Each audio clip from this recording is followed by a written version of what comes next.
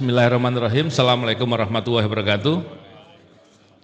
Bapak Ibu semua yang saya hormati, tentunya ketika membicarakan terkait dengan Indonesia memang problemnya A sampai Z gitu ya, banyak sekali.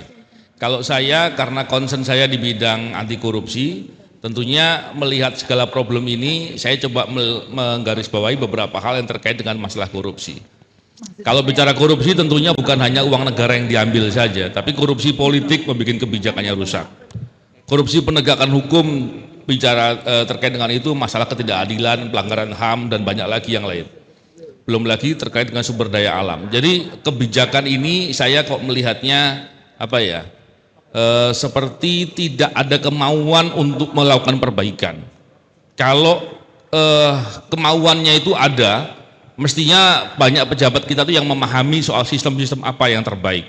Tapi problemnya kalau tidak ada kemauan, apalagi ditambah tidak ada rasa memiliki negeri ini, maka yang terjadi mereka bisa berbuat apapun, dan yang terjadi bagaimana mengumpulkan kekayaan masing-masing atau kelompoknya yang akhirnya kepentingan publik tidak diurus gitu. Bicara terkait dengan reformasi, tentunya reformasi itu kan kita berharap adanya perbaikan dan kemudian bagaimana demokrasi itu diharapkan bisa berjalan dan penegakan hukum bisa menjadi panglima. Problemnya hari ini adalah demokrasi ternyata bisa dibeli, yang seharusnya dengan demokrasi itu kita dapat kepastian adanya pergantian pemimpin di masa yang telah ditentukan, dan penegakan hukum justru menjadi korupsi yang luar biasa, sehingga yang terjadi bisa dijadikan alat politik, tempat cari uang, dan banyak lagi yang lain. Dari semua problem tadi tentunya kita akan putus asa kalau kita bicara permasalahan saja. Tapi yang terjadi adalah bagaimana kita bisa menyajikan persoalan tadi, segala permasalahan tadi kepada publik, kita bawa ke ruang terang sehingga orang paham.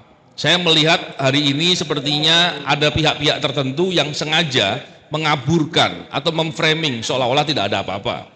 Dibuat permasalahan itu banyak di publik, banyak di media, sehingga orang lama-lama putus asa dan udahlah saya nggak mau ngurus masalah itu. Tapi kalau kita bisa menyajikan dan membawa ke ruang terang, saya yakin lama-lama orang akan marah dengan situasi itu. Problemnya adalah bagaimana kita bisa membawa persoalan ini, menyadarkan orang-orang awam yang dengan begitu orang akan sadar bahwa mereka harus bergerak, mereka harus berjuang, kita semua harus berjuang. Kalau kita hanya bertindak masing-masing, saya sangat yakin bahwa mereka akan bisa berbuat dan mereka akan menang. Kalau kita lihat bahwa oligarki atau orang-orang jahat yang berbuat terhadap negeri kita, yang menjarah negeri kita, ini mereka melakukan dengan sangat sabar. Mereka bertahap, pelan-pelan. Masalahnya seringkali kita sendiri nggak sabar. Kita kemudian mudah untuk euforia, mudah untuk senang, bahkan mereka kemudian bisa membuat seolah-olah kita sedang menyebarkan hoax.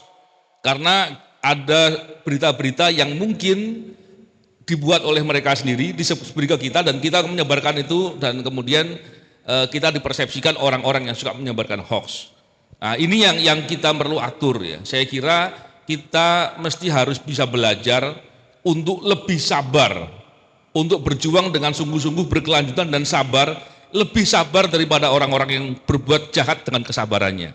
Semoga dengan kita bicara dengan seperti ini, kita bisa membantu orang-orang awam untuk bisa memahami, dan semoga bisa menjadi gerakan bersama untuk menjadikan perubahan untuk kebaikan. Terima kasih. Assalamualaikum warahmatullahi wabarakatuh. Oke, terima kasih Pak Mas Novel.